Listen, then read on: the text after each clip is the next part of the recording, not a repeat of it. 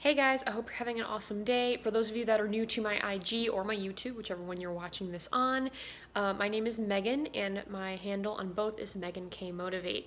I talk about my journey of healing from narcissistic abuse and also, I'm teaching as I go because I think this is something that can be really powerful. And I've noticed this from the friends that I've had that have gone through these things. It's powerful to say, I'm there with you and I know how it feels. So, I'm going to go over three things today. I'm going to go over how I used to feel, how I feel now, and the point of that is to show anyone who is still in an abusive situation, anyone that just got out of one and doesn't know if that they're ever going to be able to feel loved and normal again, that it is possible and that things do get better. And my next thing is going to be what I learned this week, and I'm going to do a pretty continuous version of what I learned each week when I do this, because I think that's really important, and how it might relate to you as well helps. So let's get right into it. So how I used to feel when I was still going through this. So this might be very different. I'm going to talk a lot from the standpoint of relationships, like romantic relationships with narcissistic abuse, but mine did not start that way. So mine was a bunch of different ways of going about things. But to me, that's not what really matters. The point is we all went through something similar. Even if it's not narcissistic, psychological abuse in general is incredibly difficult. Your brain is a fantastically amazing and brilliant thing, but it's also something that can be easily changed. Now, the good news about that is, although it can be changed negatively, it can also be changed positively. So if you have been wired a negative way or a way that is not helping you, you can also work to wire the correct way. And sometimes this means you have to go and take medication. Other times it doesn't. Kind of depends on the person. I have been lucky enough to where as long as I take care of myself, although it has to usually be a pretty strict regimen, I can be okay. And of course, going through this recovery process also helped with that. So when I was younger, I used to feel really alone. I actually remember this time in high school, I was walking through the hallway, and I don't know exactly what happened that day, but I guess I felt really out of my body, right? So I felt like I was completely alone, no one was gonna get me, and that even though there was this crowd of people walking through the hallways, and I went to high school in Texas, I felt like nobody got me and that I was just alone. I felt really alone. And I felt this way throughout all of high school. I mean, I went to school and I was bullied, and then I went home and other stuff happened there. And it was just kind of a lot. So this made me feel just really isolated. I think that's a better word to put it. So isolation, right? And so for a long time, I actually couldn't feel a lot of emotions. I don't know if all of you go through this. I have read multiple accounts of people healing from this abuse, and we kind of all go through similar things, I feel like. I believe I said that in my last video as well. But I started to kind of withdraw. So as I, came out of the situation a little bit, going to college, that whole thing, I started college in Texas and then moved to Florida in order to finish off. And I started by not being able to feel emotion, so I had best friends, but I couldn't really feel close to them. My mom, who I love so much, I had trouble feeling close to her. And I do think that part of that comes from being adopted too, and that's a whole nother thing. But honestly, what we go through, no matter what it is, I think it makes us stronger. So it's good. I mean, it makes us have and understand other people who go through these things, and so we can help them and build a better world together. So this was really hard for a while. And then once I realized that I was doing this, and this was probably still while I was in Texas, I ended up deciding to go see a therapist. And this was a really pivotal moment for me because I was binge eating a lot. And if anyone knew me in high school, I don't know if anyone paid this much attention, but my weight would go up and down a lot. And even in college, that started to happen. Only the last 2 years have I been a lot better about keeping weight down and not eating 3,000 calories in one sitting. And so when I went to therapy, the goal of that was to talk about this and to develop some behavioral changes that I could have that would actually help me to be more mindful. Also mindfulness, this idea of being present in the moment when you're talking to somebody, when you're eating something, all of these things that really helps.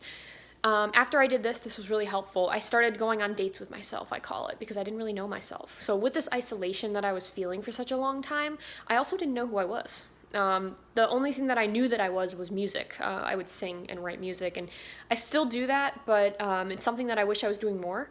So I'm trying to get back into it, trying to do it more often, because I honestly, I miss it a lot. But this is something that I used to hold on to as part of my personality. So I started going on dates with myself. I went to Starbucks. I read books. I realized that I really liked reading, and I totally forgot about it. I am reading again, although I do listen to a lot of audiobooks now. Definitely check out David Goggins' Can't Hurt Me. Awesome book. Still reading it. I may have mentioned that last time. That means you should definitely read it if I'm mentioning it twice. So anyway, so as I was going through this, I did start to learn more about myself, and I kind of went through these transition periods. So I don't know, I'm pretty sure we all do this. So as we learn, we go like this. We're good for a while, we're going up, and then all of a sudden we go through a transition period and it feels like we go down again for a sec.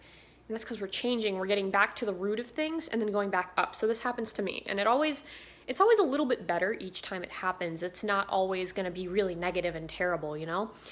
But it's not fun. I mean, transition periods are not fun because they teach you and they kind of bring you back to where you were, right? So at this point, as a freshman in college, I was going through this transition period, and then I ended up moving to Florida. And so in that move to Florida, I was still kind of in the transition period through sophomore year. And then junior and senior year, I learned a lot of new things as well that I'm very thankful to learn. My last transition period was about 2 years ago, and I'm in one right now. It happens every couple years for me. And guys, it's been really good. I have noticed the difference. For those of you that are in that isolation phase, that you feel like you can't feel love and all of these things, know that you will eventually. And I'm lucky enough, and I'm going to say this, I'm lucky enough to have friends who have shown me unconditional love throughout the years. 2 of my friends that I'm really close to, technically 3, three of my really close friends I still keep in contact with. One of them is a little, we don't talk all the time. It's one of those friends where you've known them for so long, but you don't talk all the time. But then when you do talk, it's like you've never stopped talking, that kind of thing. So that's her. Her name's Christine. And then my other 2 that I talk to more often are Carrie and Evan. And they have known me since I was quite young. And they have shown me unconditional love and support throughout my life. And I am really appreciative of them. I will tag them in this video because I have very high appreciation, and I'm thankful that I have been given that opportunity because I know that not everyone does.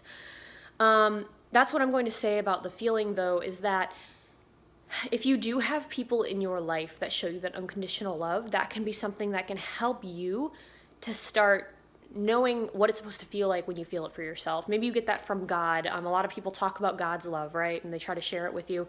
I have a lot of friends in Bible study that, because I've really tried to stay connected to my spirituality, that talk about that. And I think that unconditional love, that openness, that feeling that you can be who you are and they're going to love you anyway. But of course, with improvement and becoming a better version of yourself is what they're talking about when they say God's love, and they're saying that all-encompassing care for who somebody is. And I want you guys all to know that that exists.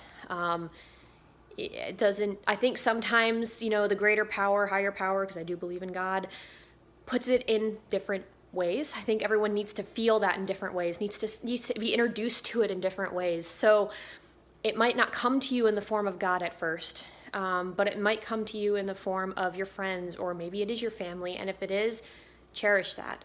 That's a beautiful thing. My mom is another person that I really, truly appreciate and love very, very much. Anyway, so cool. Things do get better. And if you're in a situation right now where you are still being abused, or maybe you just got out, know that it will take some time, but you're going to be okay. And everyone's version of okay looks different, but I think it's going to be fine. It's just going to be a lot of work, but I think that kind of stuff can build character, and it can make us see who we really are and see how strong we actually are, because we're always stronger than we think we are, right? All right, so last thing for today, what did I learn this week that really could help you and could help me? For IG video, this is going to go past the 10-minute mark, so I'm going to put this on YouTube, so if you guys want to see the rest of this, you can do that. after you watch the IG video. What I learned this week has to do with trusting your body, because for a long time, I was not able to do that. I've been watching all these therapist YouTube videos, which are very helpful. And the idea is that our body knows when someone's toxic. Sorry, I'm holding my phone, so my hand is tired. Our body knows when someone is not going to be good for us. Now, maybe they're not completely toxic, like they're going to, be narcissistic or something like that, but maybe they're just not healthy for us, or maybe we're simply not attracted to them. And for me, it's been hard to discern those feelings. So because of what I went through, it was hard for me to be like, okay, I know I'm attracted to this person, or am I just wanting comfort from this person? And that goes with just attraction, like nothing abusive. And then on the other end of that, I wasn't paying attention to my body when I would meet people that weren't treating me right, because I was somebody who wanted to see the good in everyone else. So I would ignore my own impulses and feelings to make other people feel better, which is something that we really shouldn't do. So some of the ways you can know, for me personally, actually, I'll tell you what I know. So when I know that something isn't good for me, my body starts to feel this really yucky feeling, right? So I feel gross in some way. Like, I don't know how to explain the feeling. I'm sure if you felt it before, you know what I mean when I say that. But it feels it just feels disgusting. I don't know. It's hard to explain. So that usually to me means that something is not right.